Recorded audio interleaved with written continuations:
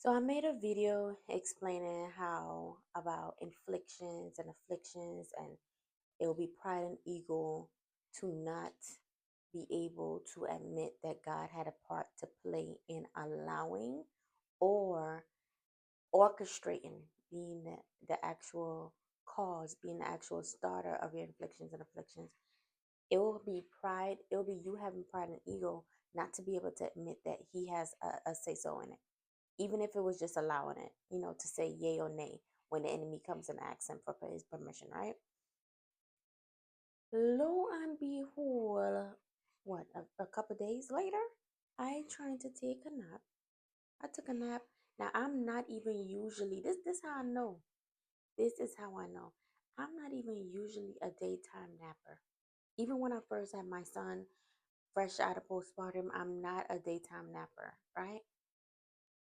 So that's how I should have known something was up. I laid down, took a nap, only to find out that something is trying to resist me from waking up. Baby, that is so sucker. That is so, like in the streets they say, that's so pussy. Excuse my language, but yeah. Listen, all jokes aside though, all jokes aside though, people would the enemy sure know how to validate you even if you don't know who you are, even if people do not want to validate you for the self and say what it is with you. That's not, and by the way, that's not people's job. Like, we give too much authority and too much power, and we put too much power in their hands in order to validate us. You should seek within yourself, and you should be in tune with yourself and your creator to know who you are. Let's start there. I wish not wish, but it would be so nice if I knew that when I was younger. But listen. Not me trying to take a nap. I hear about it all the time. They call it sleep paralysis. I hear about it all the time, but I have never personally experienced it. Let me tell you something. Let me tell not trying to take me out while I'm trying to take a nap, baby. If it wasn't no pressure, what's the problem? If it wasn't no pressure, what's the problem? What is the problem?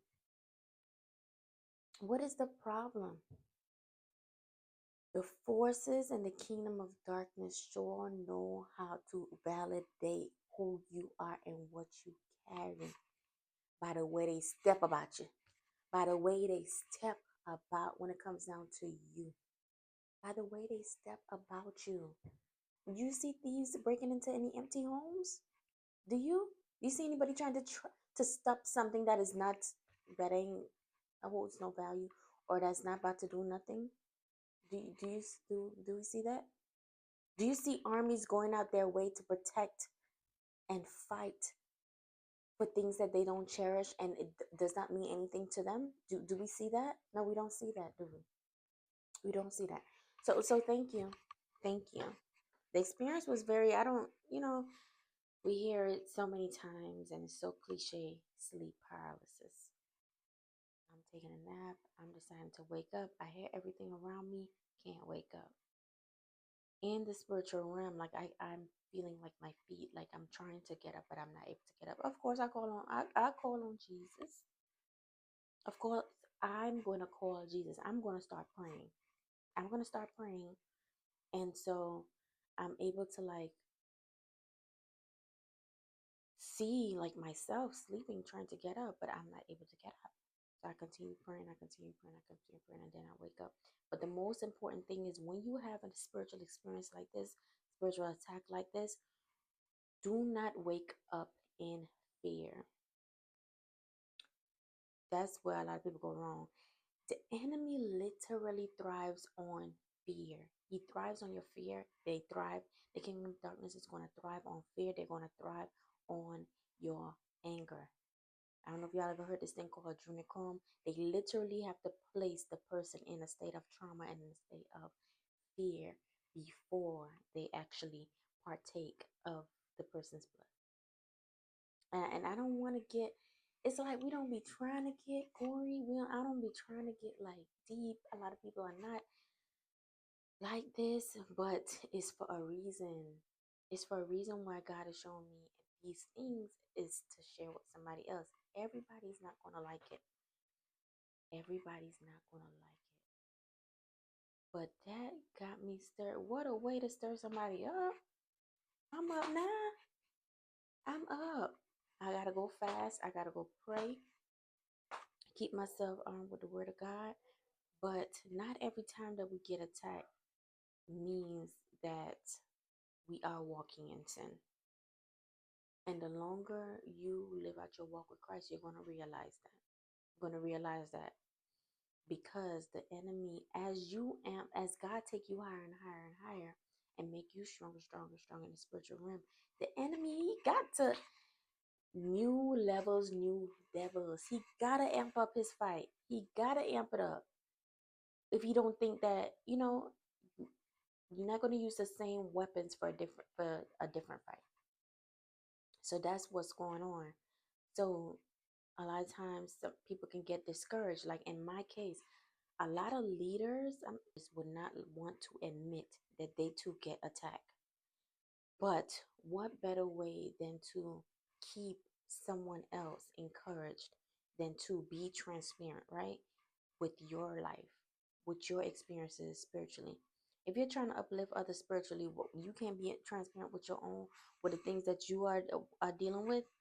That's not, that don't make no type of sense. That don't make no type of sense at all. Because why would God be putting you through it if He does not want you to use it to uplift someone else? You understand? If that's your mindset, that's not everybody's mindset. Not everybody out here trying to uplift somebody, and it shows. It shows, baby. It shows. Anyway, we're not gonna go. I'm gonna keep this positive. I'm gonna keep this positive. Time to amp up fasting. Time to amp up praise. Matter of fact, when I get done making this, I'm getting ready to go worship and just lift the atmosphere of praise. Something else that I did want to share, a young lady within my family just turned 16, and it is so like, I'm just looking back over my life and other 16-year-olds like her, you know, living out that age. That is such a like a tender age where you think you know it all, but you still have so much more learning to do. So what I told her is to remain, keep in mind to be wise as a serpent but gentle as a dove. You understand what I'm saying? And as a beautiful person, this is what I'm telling other 16-year-olds, like, or people, adolescents, young adults, teenagers. This is even for some adults. Some adults don't even get this yet, and still learning this and perfecting this mindset.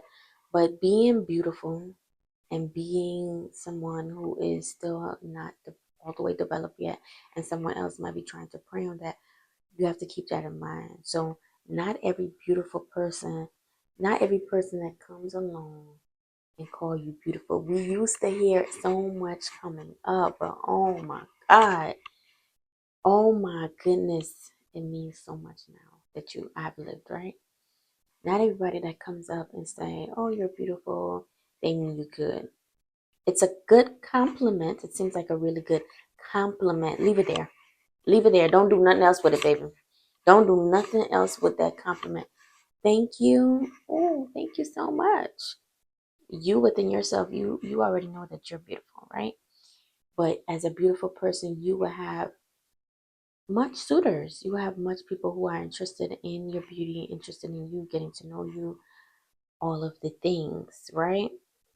But taking the time out to learn yourself. I know a lot of y'all thought I was probably going to say, take the time out to learn that person to see if they're genuine and for you.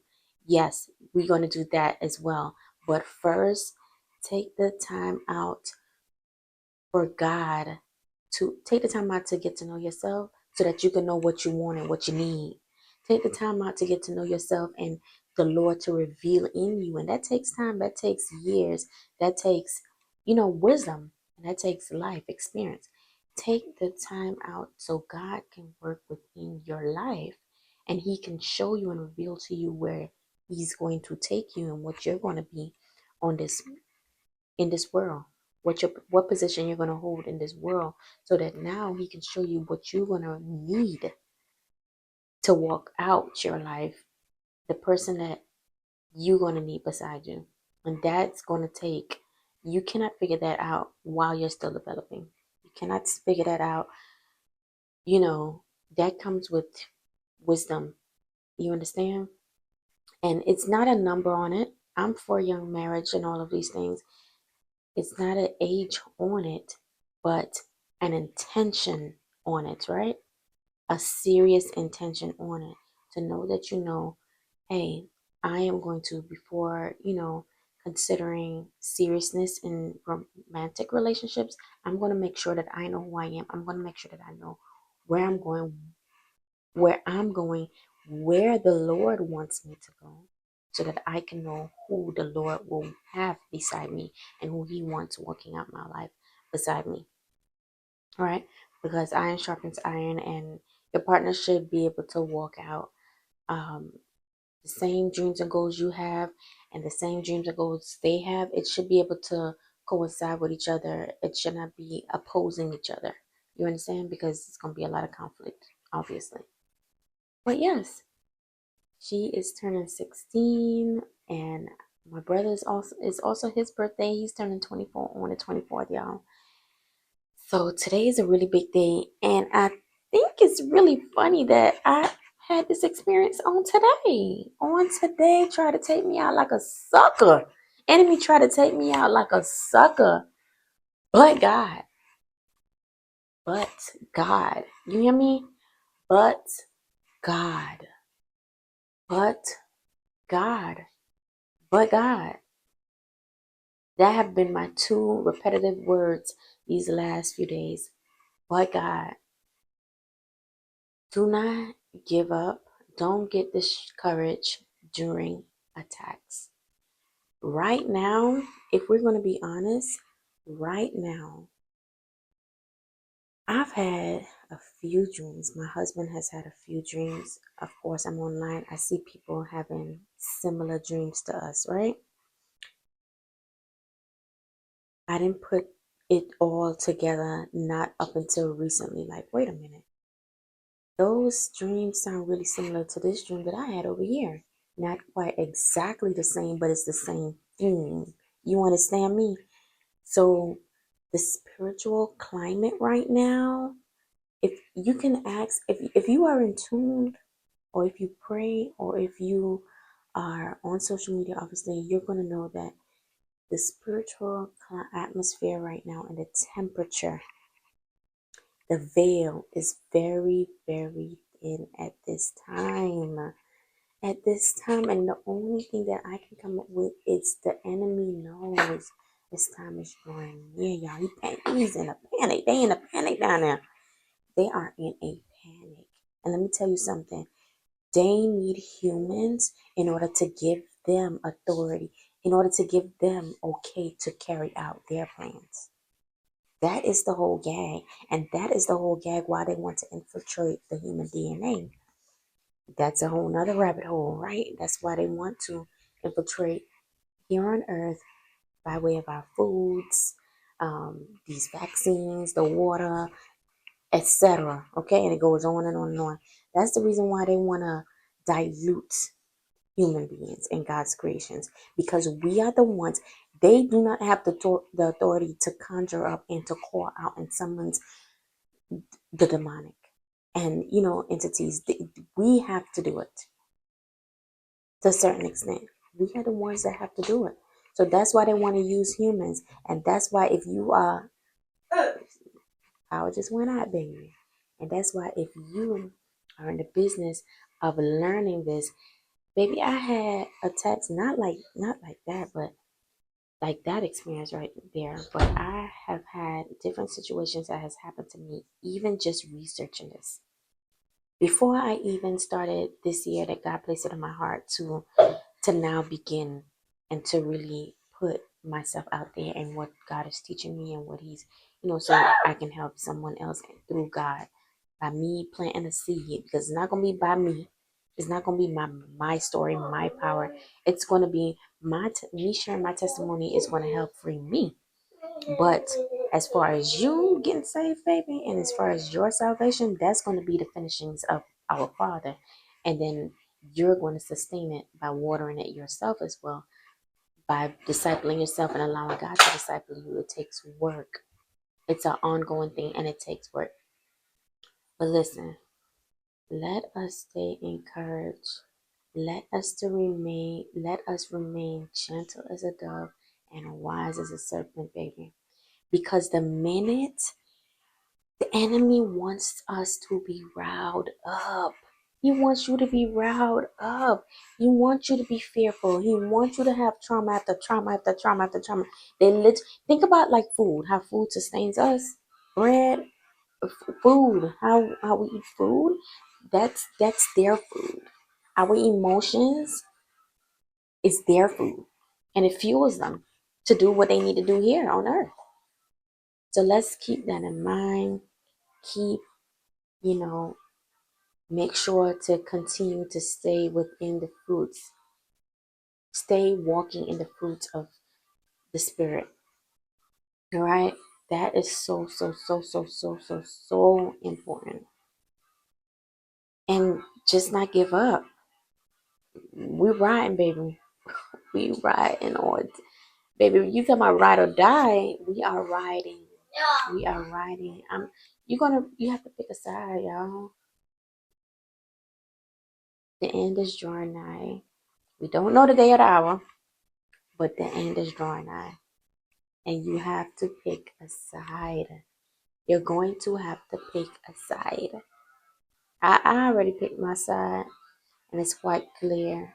Yeah, it's quite clear to the enemy, which which is why I'm gonna experience what I experience.